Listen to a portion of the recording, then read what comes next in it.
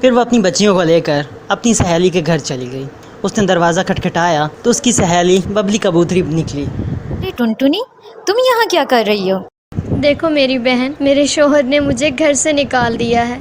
अब मेरी बेटियों के सर पे कोई छत नहीं है। क्या तुम कुछ दिनों के लिए मुझे अपने घर में रहने की इजाज़त दोगी? कुछ दिनों तक मैं नया घर ढूंढ लूँगी, फिर मैं यहाँ से चली जाऊँगी। बहन मेरी मदद करो। अगर तुम्हारे पास घर नहीं है तो मैंने तुम्हारा ठेका नहीं उठा रखा। वैसे भी तुम्हारी तो इतनी बेटियां हैं, यहाँ पे पूरी कैसे आएंगी? और मैं तुम्हारी बेटियों को अपने घर में घुसा के अपना घर गंदा नहीं करना चाहती। हाँ, पर चूँकि मैं तुम्हारी दोस्त हूँ तो फिर मैं तुम्हें एक मशवरा ज़रूर दूंगी। बताओ ना बहन, कौन सा रास्ता है वो? ऐसा करो, तुम अपनी बेटियों को नीली पहाड़ी वाले जंगल ले चलो। वहाँ तो कोई परिंदा ही नहीं रहता, आसानी से तुम्हें घर मिल जाएगा। लेकिन वहाँ पर कोई परिंदा क्यों नहीं रहता? अगर मैंने इसे बता दिया कि वो जंगल कितना ख़तरनाक है तो वो वहाँ जाएगी भी नहीं। ऐसा तो नहीं होना चाहिए। ऐसा हुआ तो फिर तो वो मेरे ही घर पे आके बैठ जाएगी। ऐसा नहीं होना चाहिए। नहीं नहीं, अपनी जान छुड़ाने के लिए मुझे इससे सारी सच्चाई छुपानी पड़ेगी। फिर उसने टुनटुनी से कहा, अरे मेरी दोस्त, वहाँ का रास्ता किसी को नहीं ना पता, इसीलिए वहाँ कोई नहीं जाता। तुम जाओ और सबसे पहले वहाँ जाके अपना घर बना लो। ऐसा ना हो कि कोई और घर बना ले। ठीक है मेरी दोस्त, तुम्हारा बहुत बहुत शुक्रिया। मैं वहीं चली जाती हूँ। ये कहकर टुनटुनी चिड़िया अपनी बेटियों को लेकर वहाँ से चली गई। अच्छा बेवकूफ़ बनाया इसे। उसे क्या पता कि वो जंगल कितना ख़तरनाक है और वहाँ कितने खूनख्वार जानवर रहते हैं। पर मुझे इससे क्या, मेरी तो जान छूटी। अब भले वो जहन्नुम में जाए मेरी बला से। टुनटुनी जब अपने बच्चियों के साथ उस जंगल में पहुंची तो वहाँ उसे खाली घर नज़र आया। वो अपनी बच्चियों को लेकर उसी खाली घर में चली गई।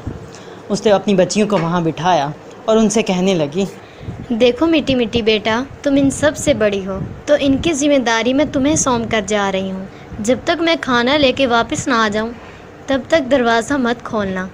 ठीक है माँ, बेफिक्र हो जाए। मैं अपनी बहनों का ख्याल रखूंगी। पर मुझे पता कैसे चलेगा कि दरवाजे पे आप आई हो?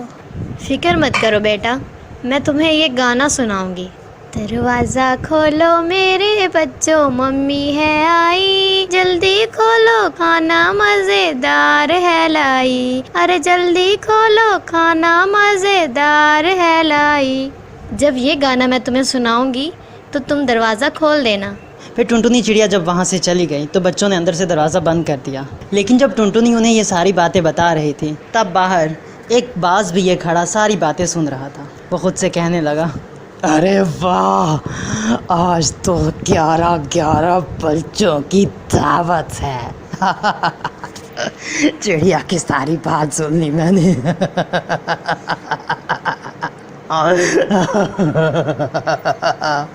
आज बच्चों का नरम नरम मांस खाऊंगा। फिर वो बाज जाकर दरवाज़ा खटखटाता है। मिट्टी मिट्टी उनमें से सबसे समझदार थी। उसे अपनी माँ की बात याद कि जब तक उसकी माँ उसे गाना नहीं सुनाएगी तब तक वो दरवाज़ा नहीं खोलेगी।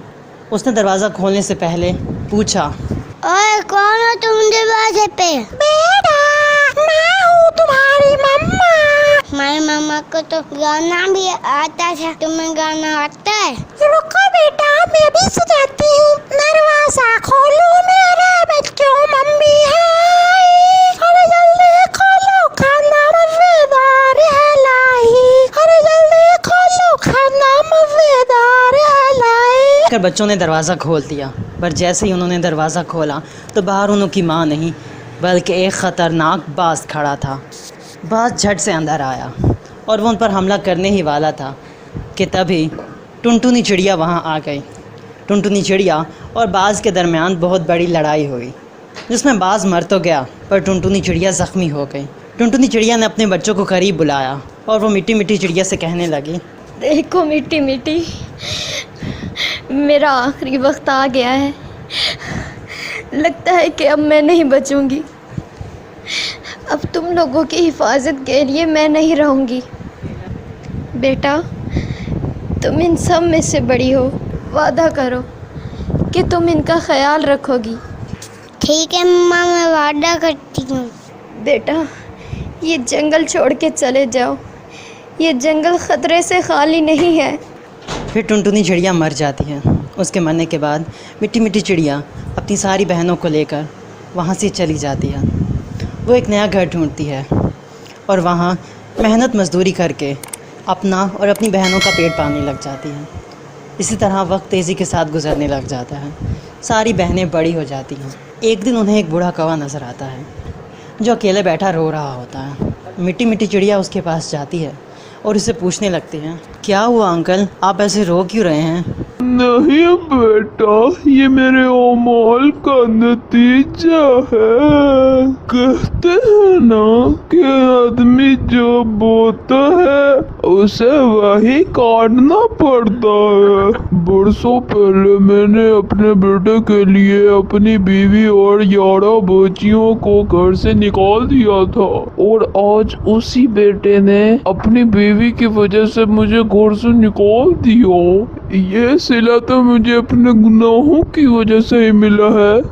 मिट्टी मिट्टी चिड़िया जब ये बात सुनती है तो उसे पता चल जाता है कि वो शख्स कोई और नहीं बल्कि उसका ही बूढ़ा बाप है। वो उससे कहती है, पापा, मैं आपकी बेटी हूँ, आप हमारे साथ चलो। माफ करना बेटी, मैंने तुम्हें घर से निकाल दिया था और आज तुम लोग ही मेरी मदद कर रही हो। बहुत पछतावा है, मुझे माफ कर दो। मैंने तो कल का माफ कर दिया। इतना कहकर मिट्टी मिट्टी अपने बाप को अपने घर ले जाती है और फिर वो लोग हंसी खुशी से अपनी ज़िंदगी गुजारने लग जाते हैं।